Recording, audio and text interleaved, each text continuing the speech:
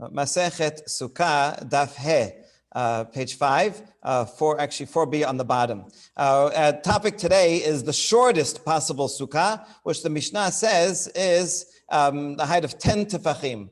You have to have 10 tefachim of space between the floor and the bottom of the schach. So 10 tefachim of usable space, about between the 30 and 36 inches.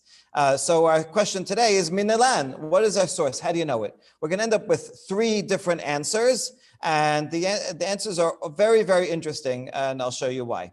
So here's answer number 1. Itemar, Rav v'Rabbi Chanina v'Rabbi Yochanan v'Rav Chaviva matnu. So we have a list of 4 rabbis, and they taught the following. Now, you have, and then we interrupt what they actually teach to say, Bechula seder moed, kol kihai zuga, some manuscripts say zava, chalufe Rabbi Yochanan, uma'ayele Rabbi Yonatan. In all of seder moed, when you have this grouping of rabbis, instead of Rabbi Yochanan, you should change it to Rabbi Yonatan. Yochanan, Yonatan, they sound the same. You can see how they might get mixed up. Okay, so now these 4 rabbis is interesting because they really couldn't have been together. The first 3, Rav, Rabbi Chanina, Rabbi Yochanan, are all first, second generation Amoraim. Rav Chaviva is a late Amora, like 5th, 6th generation. So he really could not have been together with the first 3 and taught something together, right? You see the problem? So this question is not one that I'm the first one to ask, but rather Rav Shirira Gaon already asked it. And in a Cairo Geniza fragment, this is a picture of the Geniza fragment right here. You can see this is a fascinating fragment because it has a chart of 10 items. This has nothing to do with our Gemara. This is a chart. On the top it says Bet al Tavas. Tavas is a type of bird, parakeet. And anyway, the house of a parakeet, the family name, they had 10 items, a list of 10 things of propitious times for doing certain activities. It's kind of like a magical type of text. Anyway, that has nothing to do with us. But on the margin, there happened to be an extra inch of room. And so you don't put that to waste. Someone wrote Rav Shira Gaon's commentary on the margin of this parchment. So lucky for us, it was preserved in the Cairo Geniza. And he says about this that you should read not matnu, but matne in singular, such that it's the last Amora here, Rav Chaviva, he matne this tangent about the name of Rabbi Yonatan. So therefore, I should actually read as follows. Itmar, Rav, Rabbi Chanina, Rabbi Yochanan. Those 3 first generation Amoraim, they taught the following. Parentheses, Rav Chaviva later on pointed out that when you have this grouping of 3 rabbis, take out Rabbi Yochanan, put in Rabbi Yonatan instead. Close parentheses, and now we get back to what they were actually saying. So we're very lucky to have this Geniza fragment so that we have this chidush. Okay, anyway, let's see the first answer now. Aron tisha v'chaporet tefach. So we're going to compare Sukkah to the Aron. The Aron is 9 tefachim high. The Torah says it's amah v'chetzi, right? And amah is, standard amah is 6 tefachim. So 1.5 amot is going to be 9 tefachim. And the kaporet, the covering, here's a picture of that, right? So this is going to be 9 tefachim high. And the cover itself is 1 tefach. The Torah does not say how big the kaporet is. Truth is, it might just be a small sliver, just has to be a cover. It doesn't have to have any the specific thickness. The kaporet is what has the kiruvim on top of it. So this covers the Aron. So if you take 9, and if we assume that the kaporet is 1, 9 plus 1, that's 10.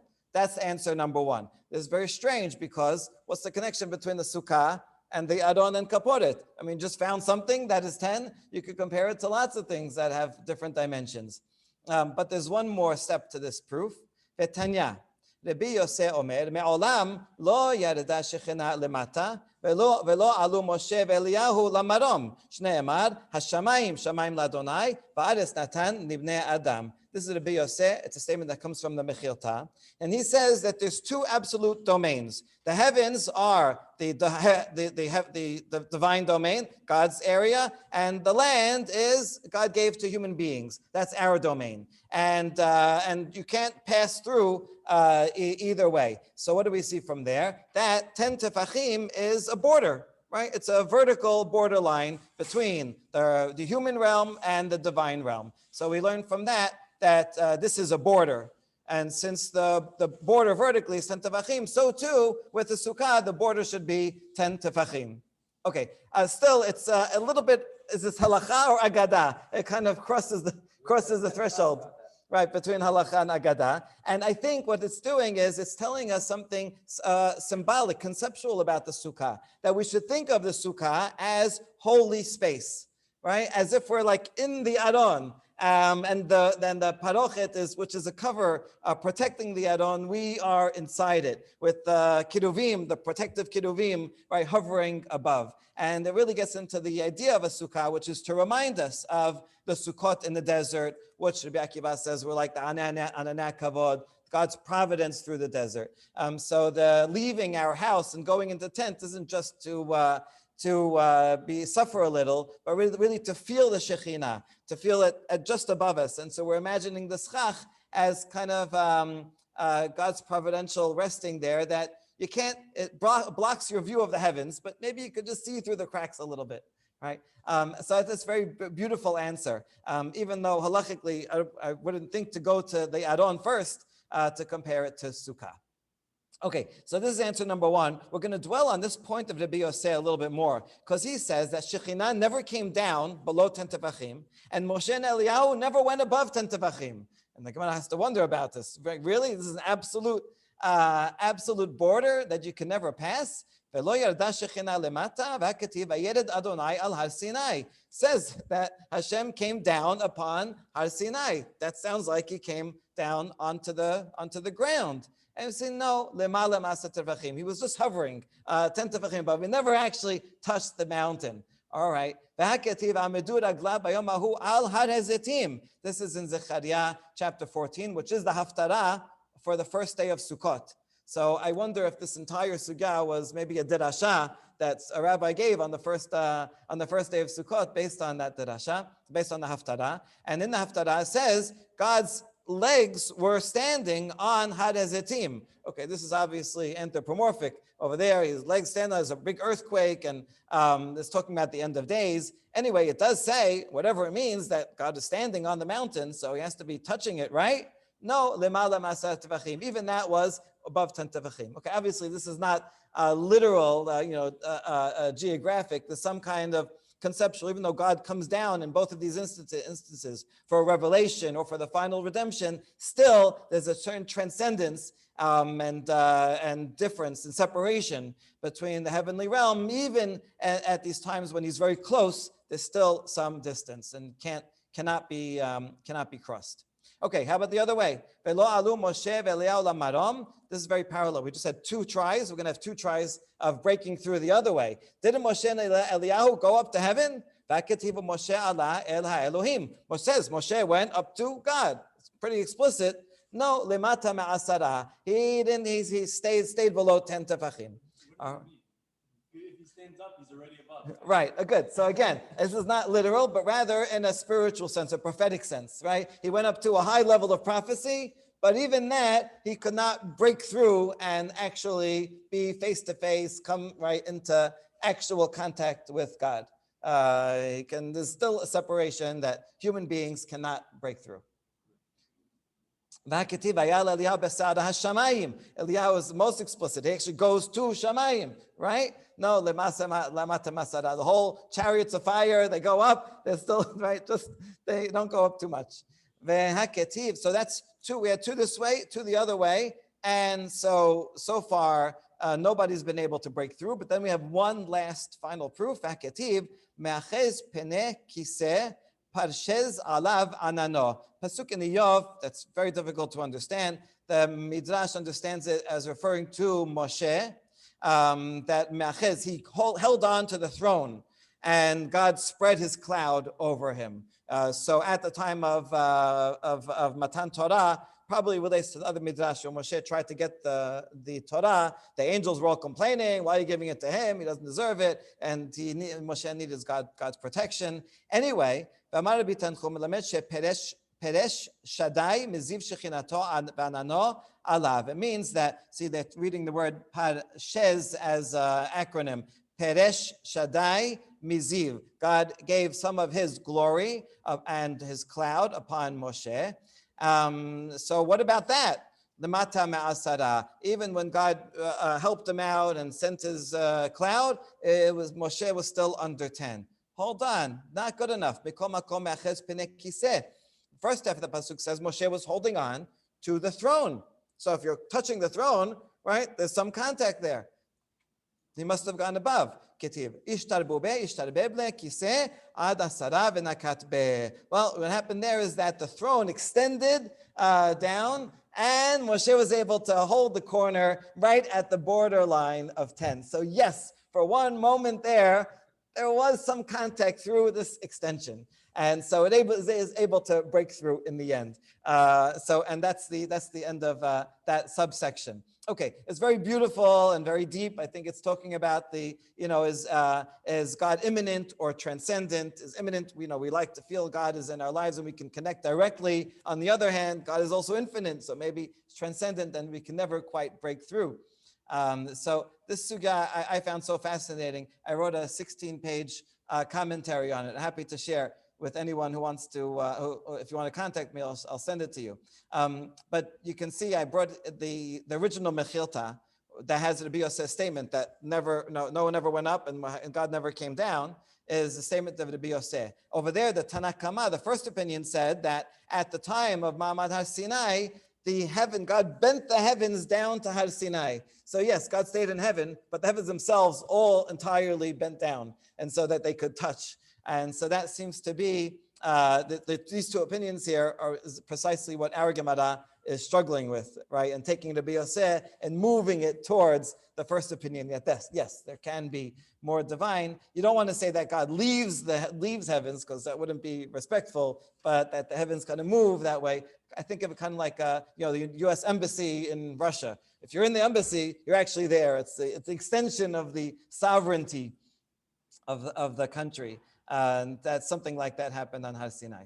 Okay, so very nice, very beautiful. And I think what's really getting at is the symbolism of the Sukkah as a place of Shekhinah, when you should enter into it and feel the divine presence and providence hovering over you in the Schach.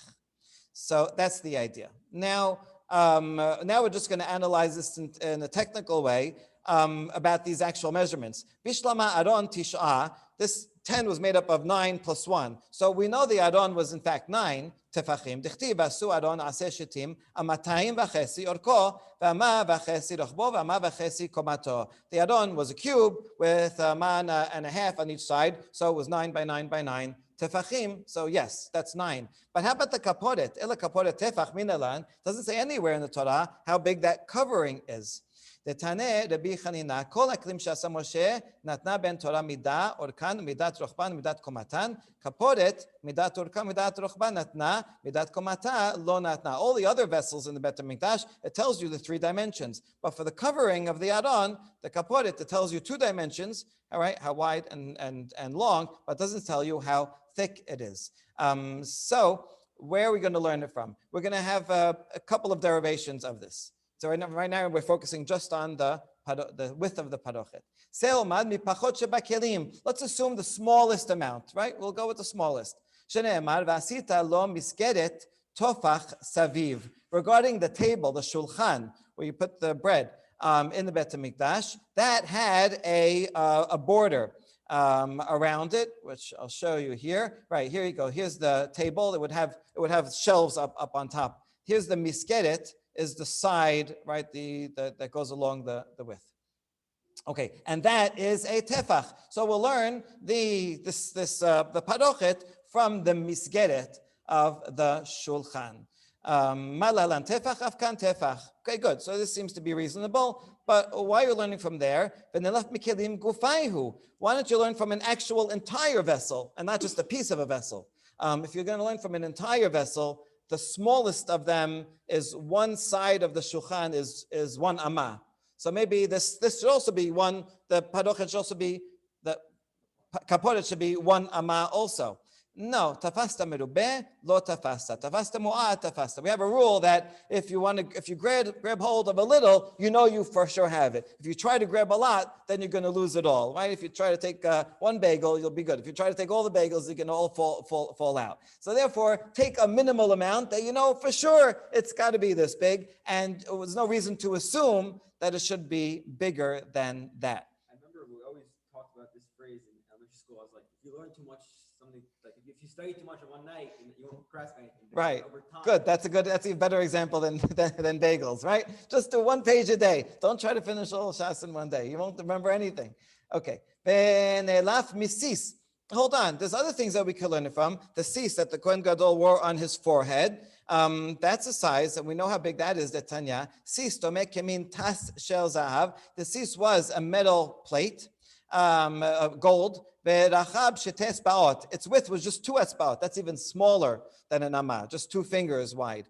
Umukaf me'ozen na'ozen. It went from ear to ear. Vechatuv alav shetesh shitin, and had 2 lines on it. Yud ke, so it had yud ke vav ke on one line. Vekodesh lamed lemilamata, and kodesh le. It's supposed to say kodesh la Hashem. The Kohen Gadol is holy to God. But you don't want to put kodesh on top. You want to put God's name on top. You don't want God's name to be below. So you put Hashem first, and you have to kind of read it backwards. It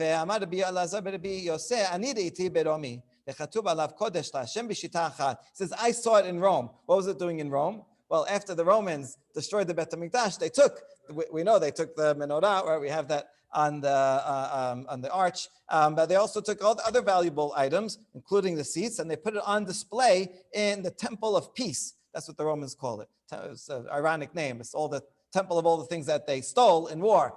And they put on display there, and it was there for a long time until the Visigoths came and sacked it.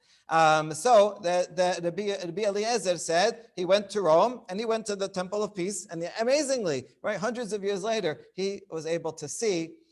Maybe 100 years later, he was able to see it, and he said it was written actually on one line. We have a picture here. It could have been written Kodesh Le and then Hashem bigger, so it could still be kind of above, but still on the same line. That way you could read it straight across. Anyway, however exactly it was written, it was 2 fingers wide. So why don't we learn that the Adon cover is also only 2 fingers wide, and then that would ruin our proof because we need 10. We're looking for 10, and this would only be 9 plus a little bit. How big is a tefach? How many? A tefach? It's about 3 point something inches. And how big is 2 fingers? 1 inch? 2 fingers would be less than half of that. Yeah. Okay. So danin keli mikli and danin keli metachshit. No, we want to learn a vessel from another vessel. In other words, we want to learn the kaporet from the shulchan, or piece of the shulchan, and not learn it from an ornament. The Kohen Gadol's seats is just an ornament, not an actual piece of furniture. So fine. V'nelef mizer. Why don't we learn from the crown on top of the shulchan and the mizbach hazahav? There was a decorative crown that went all around it. You can see it here, right? The zer. So why not learn from that? And that is smaller. And so it wouldn't be as big, and you wouldn't have a good proof. The amar mor zer mashu, zer could just be any amount. So danin kili mikli and danin kili mechsher kili. We want to learn a integral part of a piece of furniture from another integral part, and not from something that is only a finishing on it, and not an integral part of it. Wait a second, the miskeret, the border of the shulchan, is also a finishing, not an integral part of it. No, we're following the opinion that says that miskeret, this of the shulchan, was below the surface, like in this picture. Like in this picture. Over here, you see that you need the miskeret. If you took away the miskeret, you wouldn't have a tabletop at all. Right? So you need the miskeret to hold up the bottom of the table. So it's an integral part of it. There's another opinion that says this, the miskeret was above the top of the table. And so just an addition that's surrounding it, which means if you take off the miskeret, you wouldn't have a problem. You still have a tabletop. According to that, it's just an ornament, it's just a finishing and not an integral part. So if you say the miskeret is below, then fine, it's a good analogy. But what if you say it's above? Then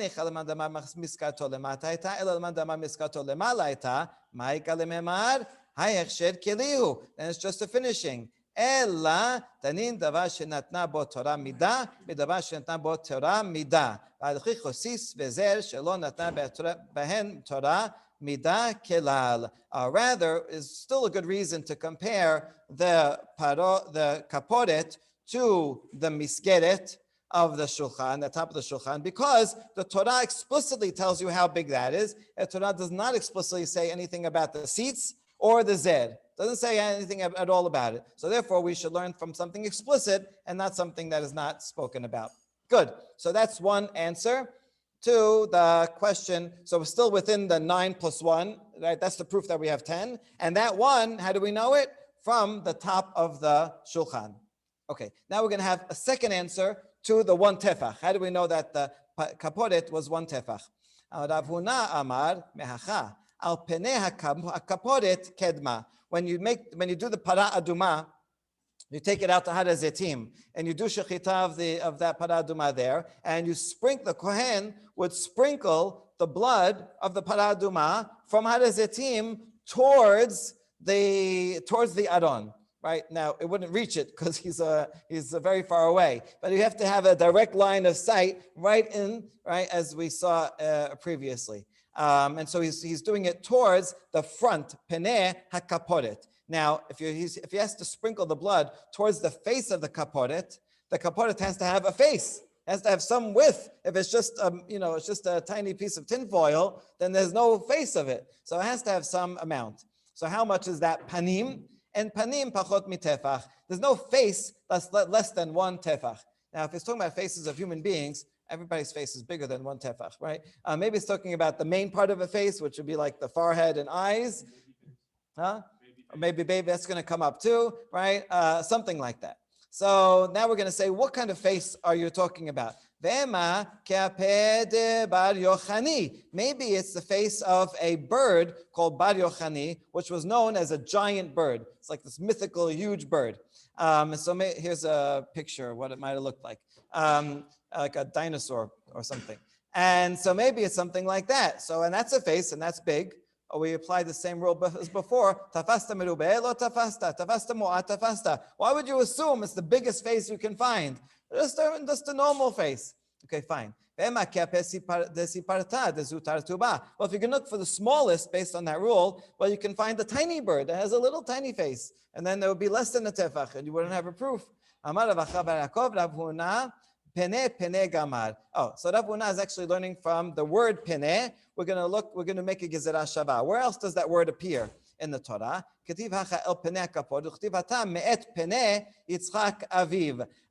is right after Yitzchak blessed Yaakov, and he left, and Esav came in and says, with the food, right? Remember, so what? You gave him the blessing. So over there it says Yaakov left the face of Yitzchak. So it says the word face referring to a human face. And the main part of a human face is 1 tefach. Interestingly, the word peneh seems to relate to a blessing, right? Just like E'er Panav, showing one's bright face is related to a blessing, like Yitzchak over there. Maybe it's also related to the parochet, the kiruvim, right, as a source of blessing. Okay. V'nelef panim shel ma'ala dichtib kirot penei Elohim v'tirseni. Back to Esav and Yaakov, when Yaakov is coming back home and Esav comes to meet him, Yaakov says, "I saw your face is like the face of Elohim." All right, and you were pleased with me. So maybe it should be like a divine face or an angelic face. Interestingly, that comes right after Yaakov fought with the angel. That's in the Midrash associated with Esav's angel. So I guess an angelic face or a divine face would be bigger than a human face. So again, tafasta merubeh lo tafasta, tafasta mu'at tafasta. Why are you going to go assume it's some kind of big angelic face? Just say it's a human face. we'll grasp what we can. If we're talking about angelic faces, then just go to the cherubim, which are part of the kaporet, or on top of the kaporet. That's the next line. ונלך מכירוב, דכתיב אל הכפורת יהיו פני הכירובים. So the cherubim also have faces, right? As when it describes how to make them, that they towards the ark cover shall be the faces, the pene hakiruvim, so they have faces. Amar Rav Acha bar Yaakov gemiri en pene kirubim pechutin mi tefach. Yeah, in fact, that could work because the faces of the cherubim are not less than a tefach. So good, they're tefach too. But Avuna nameh me'achikamir, and Avuna could definitely have learned it from the faces of the cherubim. Okay, this is nice. We're coming back to the cherubim. Al peneh kaporet. So the peneh kaporet is similar to the peneh of the cherubim, and those were constructed as a tefach. All right, now that you mentioned the faces of the cherubim, this is the famous midrash. What did they look like? Umay kirub. What is a cherub anyway? Amar Rabbi Abu kerabya. It is like a rabya, a child. Sheken beBavel kolin linuka rabya. In Bavel, that's the name for a child. You say rabya, right? So it's a baby's face. This is a source for a lot of artistic depictions of the cherubim as baby faces. Amar le Abaye, ele me'ata dichtiv, penei ha'echad, penei ha'kerub, u'penei ha'sheni, penei Adam. Hold on, in Yechezkel, when he sees divine chariots and he sees that the face of one of them is like a kerub, the face of another one is like a human face. So that means that they're different. It's not a human face, it must be something else. Hainu kerub, hainu Adam. Was it going to be the same thing twice? The answer, talking about a face, a large face of an adult, and a small face of a child. So yes, it can in fact work with Yechezkel. All right, so that's good. That concludes that section. So we had proof number one, that the sukkah, minimum sukkah is 10 tefachim, is from the aron, that's 9, and the kaporet, that is 1. And we saw two different ways of deriving that the kaporet is in fact 1, either from the table or from the fact that it has to have a face and what a face is. A lot of symbolic meaning here. And this is proof number 1. We are going to have a problem with this and then introduce a second answer to the height of a sukkah.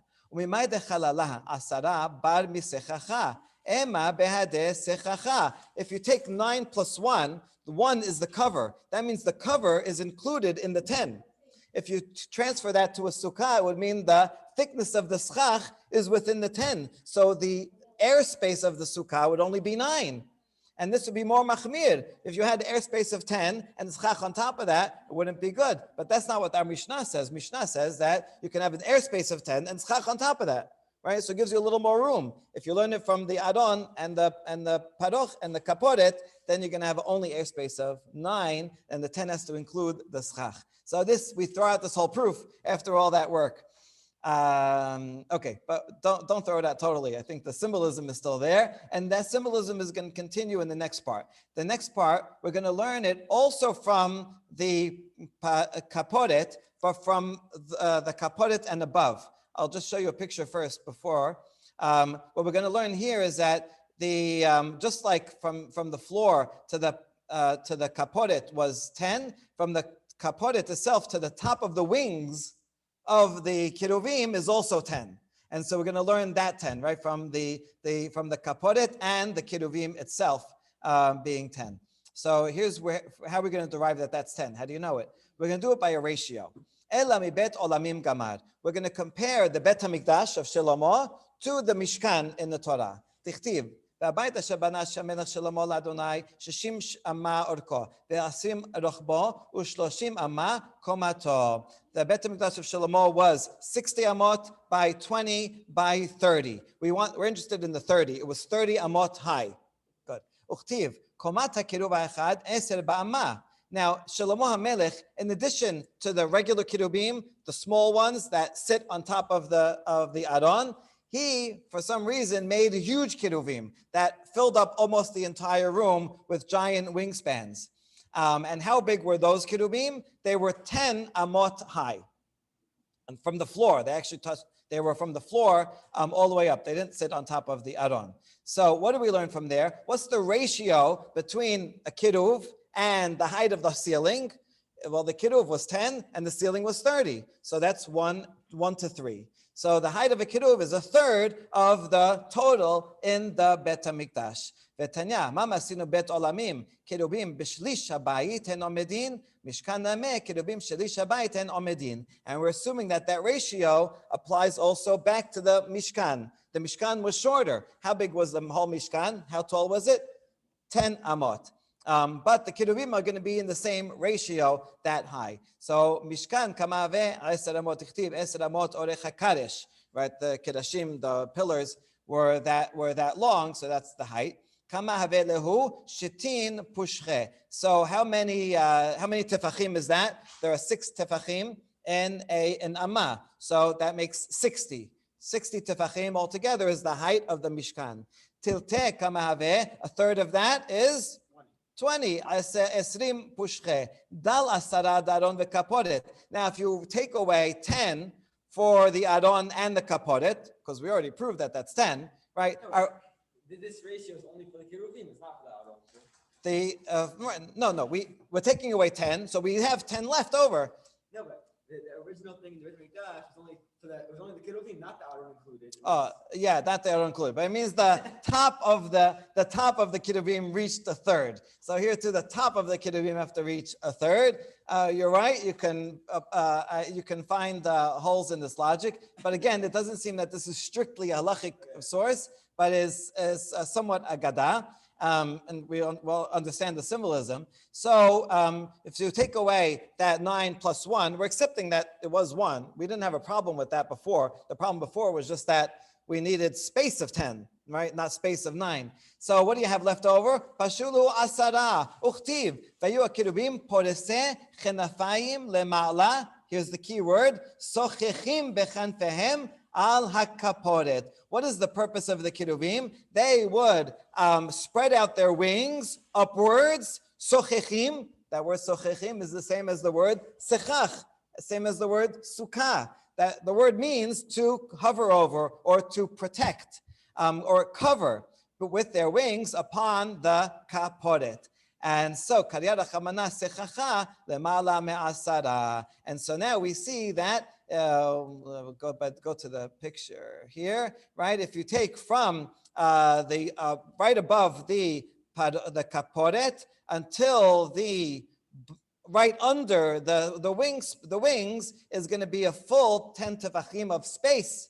And that's how we learn it. You have to imagine when you're sitting in Sukkah, like you're sitting right below the wings. So we're not learning from the Adon, but on top of the Adon. But still, this is actually even better, because we're thinking of the Schach as actually the wings of the Kiruvim, and we're sitting under their protective covering. So here, we're saying that the wings, the width of the wings are insignificant, as opposed to the kapor.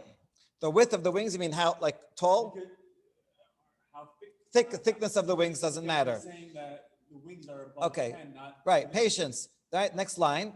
Mimai de gadfinhu ilave rashayhu kaime. Hold on. How do you know that the wings are above the heads of the kiruvim? How do you know that the wings are higher than their heads? So we know from the feet of the kiruvim till the top of their heads is 10 tefachim. But we're assuming that their wings are higher, so that the airspace below the wings is 10. How do you know? Maybe they're parallel, and the thickness of the wings, right, would take away from the airspace. So maybe the wings are level with their heads. It says lemala means above. So that means that the wings are above the heads of the kirubim. Wait, maybe they're very high. Maybe they're all the way up. And then in that case, the airspace would be more than 10 if they're holding them all the way up. It doesn't say above, it just says one above. One above means right above. So there you go. It's an interesting mixture of taking things very literally and very grand, beautiful, inspiring agada. Right? We're kind of mixing the two. The original ratio, doesn't that include the wings? The 1/3 ratio?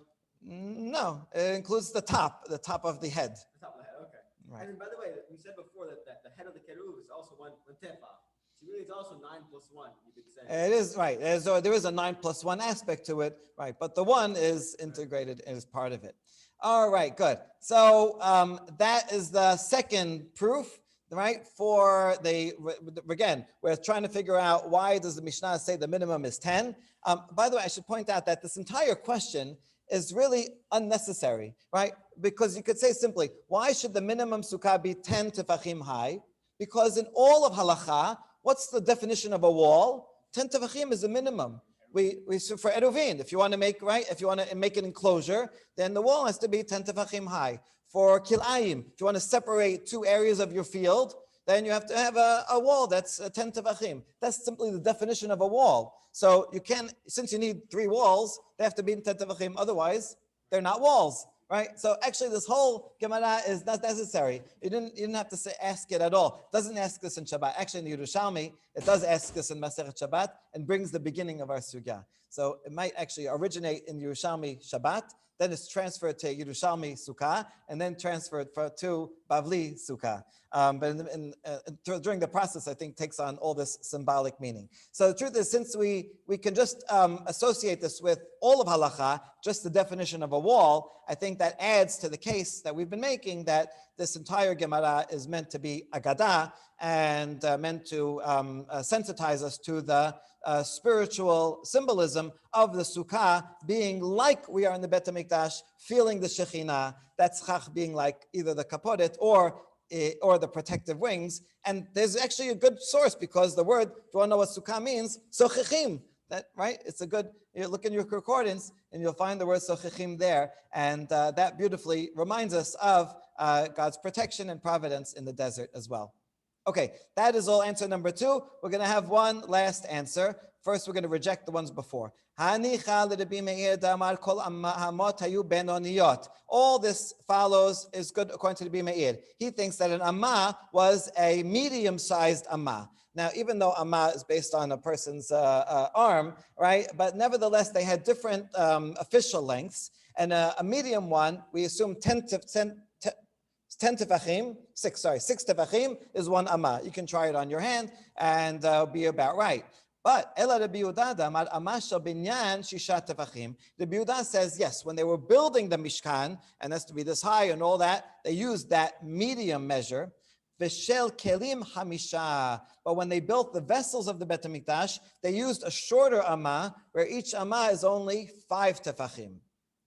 Why do they have different amounts? It seems that when they were contracting things out, they wanted to make sure that the contractors, didn't take more than they're giving, because then there would be chayav me'ilah, stealing from the Bet HaMikdash. So they would take these measurements into account. They had different measuring rods. Anyway, according to him, the kelim were actually smaller than what we thought before. According to that, Aron v'chaporet kameh havedehu temanya ufalga. The Aron is a ma and a half, and a ma is 5, right? So a ma and a half is 7.5 tefachim.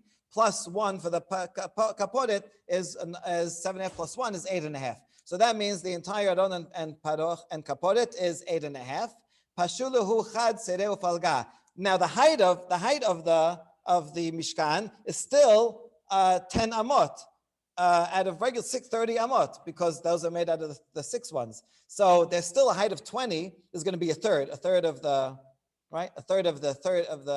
height is still going to be 20. So out of the 20, take away 8.5, and what are you left with? 11.5. 11.5. So that means that from the bottom, the feet of the kerubim to the head of the kerubim is now 11.5. And so therefore, the proof that you just brought is no good, according to that opinion. Unless the wings are parallel and they're 1.5 wide. Okay, you have to recalculate everything, but we don't do that. We give up on this. So then the sukkah is going to be 11.5. This is no good. Ela the Rabbi Yehuda hilcheta gemidi la. Damar Rabbi Chiya bar Hashem arav shiurin hasisin mechisin halacha leMoshe miSinai. The final answer is that there's no source in the Torah. This is an oral tradition from Sinai, and this follows Rav, who said that all measurements and divisions are all halacha Moshe Sinai. And the continuation of the Sukkah we'll see tomorrow. We'll see how he derives that and his proofs for that. So in summary, we had 3 proofs for the height, the minimum height of a Sukkah. One was from the Aron and the Parochet, 9 plus 1 is 10. The problem with that is you don't have enough airspace. Then we learned it from what's on top. From the feet of the Kirubim till the bottom of their wings, which is just a beautiful image to think about. In the meantime, we were thinking a lot about the connection between the divine human realm and the divine realm. Can you pierce through it, right? And so the schach is a borderline, but having a borderline also says it's right there, it's right above. And so you can feel that Shekhinah within you. In the end, we said, yes, that's fine according to the Meir. But technically, according to the Yehuda, it might just be halacha Moshe Sinai, and that is the third explanation. Baruch Adonai Olam, amen, amen.